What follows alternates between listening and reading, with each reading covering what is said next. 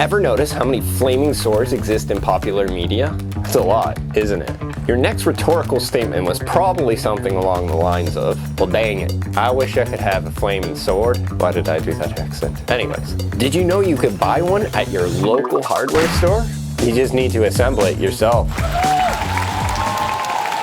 But you really have to be in the know, you know? First off, how do you even make fire? No, not like that, more in a controlled fashion, coming out of a stick. Kind of like a barbecue, actually, except bigger, much bigger. I think there's a lot that we, as a society, can learn from barbecues. I never see a barbecue go to war. But then there's YouTube, where you can learn pretty much anything. Remember kids, safety first. Know your search terms and stay within them. After watching a few videos from various creators, I locked in this design. So let's take a closer look at it. For this version, it's not going to be a sword, it's going to be a pole. Kind of like what Sabo uses from One Piece. Good looking pole aside, the magic happens down here. Ignoring all the interfacing and safety equipment here, it really comes down to two critical components. Inside this crazy structure here, there's actually a nozzle.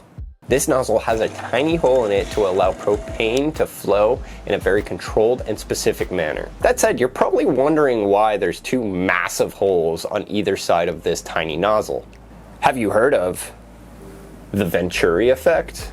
In short, the propane in the gas line here is at its highest pressure. When it exits the nozzle here, it moves to a lower pressure zone with the same speed and forces its way up this tube. However, the gas is now in an uncontained zone and rapidly mixes with the available oxygen, which is controlled by these two massive holes, which are vents. And by covering and uncovering them, we can control exactly how much air mixes with the propane. Propane and propane accessories. Which is a crucial part of this project, because ultimately, I want to make Rolana's twin blade from Elden Ring. One burns red and yellow, the other burns blue. Now the red and yellow one, not so hard to figure out. By default, propane kind of does that. However, making blue is difficult.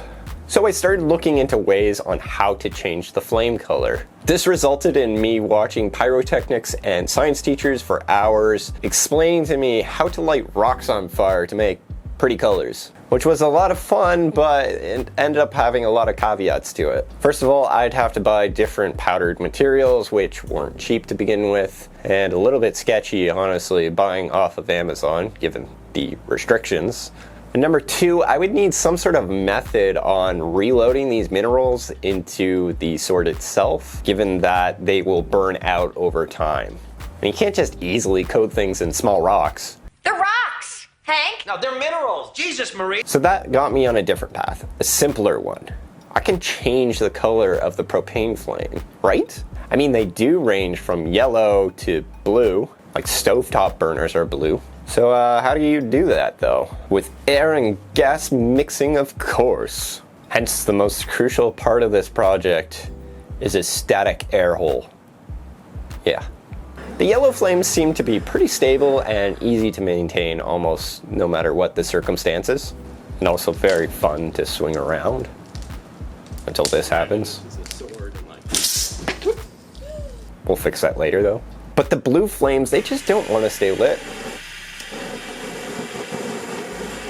I think it's a ratio issue again, where there's just too much air and it's just blowing out the flames. There's not enough fuel to sustain the fire itself. That, and I think I can play with the size of the gas orifices as well. But there's a lot in this project, from the tiny nozzle in the hilt, all the way up to all of the exit ports where the sword actually allows the flame to proliferate. I also tried a few different methods of flame orifices on the device itself, ranging from holes to cuts and slashes. And the linear holes like this are more reminiscent of sword damage, like it's been in a real battle. So that's kind of the direction I'm heading in. So I applied these techniques to the pole to get a consistent looking flame, and it looked really cool.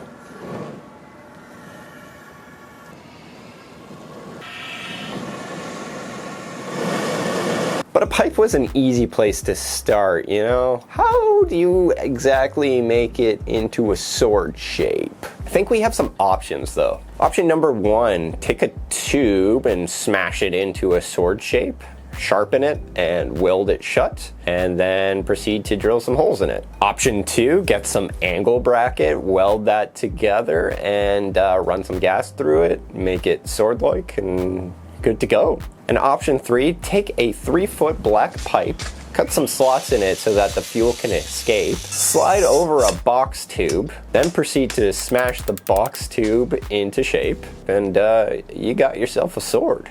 As you might have guessed, we went with option 3 because it did require the least amount of welding. I did try though. Yeah, exactly what I wanted. Ain't it beautiful? Let's destroy it. So I mentioned earlier, if I angle grind slats into it, it makes it look like battle damage, but also allows the gas to escape. And after a little test,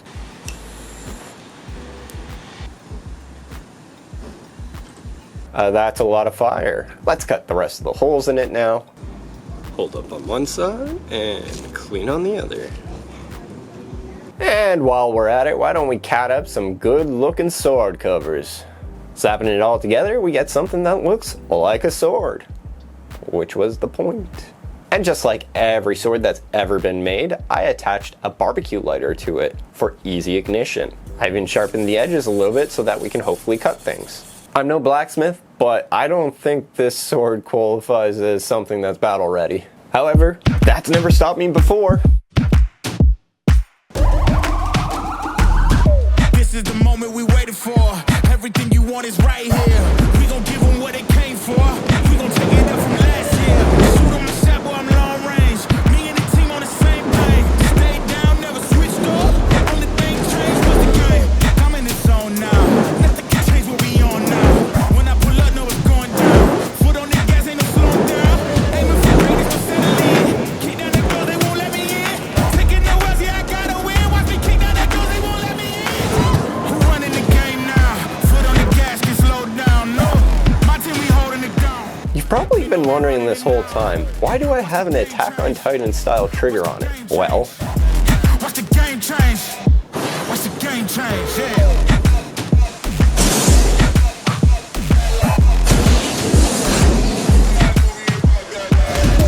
Watch the game change. Watch the game change. Watch the game change. Watch the game change. I do not gamble, but bet on me. Tell them that's like, yeah, it's still love it. I'm taking a shot for my enemies. I can't waste no more time on my energy. I know they not got it on lock. Go against me, that's a long shot. Cause I'm counting wins all around the clock. Never doubt me, boy, I don't stop.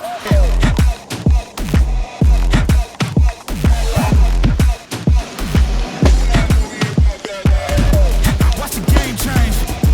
Watch the game change. Watch the game change. Watch the game change.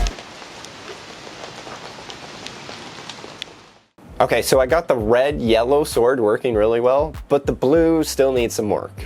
The main drawbacks of blue is just getting enough air into the device to mix it properly for blue flames, and then blue flames are also very dim, so getting them bright enough to show well on camera as well as in real life. This will take a bit of thinking, and I'll upload a short when that's ready, so make sure you're subscribed for that. As always, I've been your captain, and I hope you enjoyed your journey.